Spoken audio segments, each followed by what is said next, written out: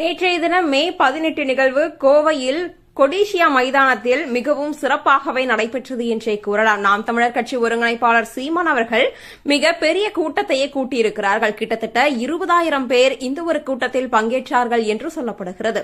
அது மட்டுமல்லாது ஒரு குழந்தையை தூங்க வைக்க இடமில்லாமல் மேடையில் தூங்க வைத்த இந்த ஒரு நிகழ்ச்சியான சம்பவமும் நடந்துள்ளது. இந்த ஒரு புகைப்படம் தான் இப்பொழுது சமூக வலைதள பக்கத்தில் மிக வேகமாக பரவி வருகிறது.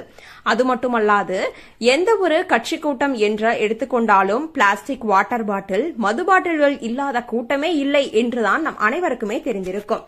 ஆனால் தற்பொழுது மிகவும் பிரம்மாண்டமாக அமைந்திருக்கும் இடத்திலேயே குடிநீர் குழாயை அமைத்து இந்த ஒரு மாநாட்டை மிகவும் சிறப்பாகவே நடத்தி முடித்திருக்கிறார் நாம் தமிழர் கட்சி ஒருங்கிணைப்பாளர் சீமான் அவர்கள்.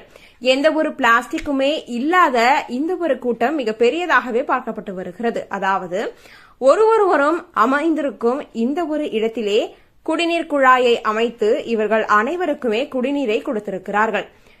வாட்டர் பாட்டில் இல்லை, மது பாட்டில் இல்லை, மிக பெரிய பிரம்மாண்டமான கூட்டமாகவே இது நடந்து முடிக்கிறது. இதை இப்பொழுது அனைவருமே பகிர்ந்து வருகின்றனர்.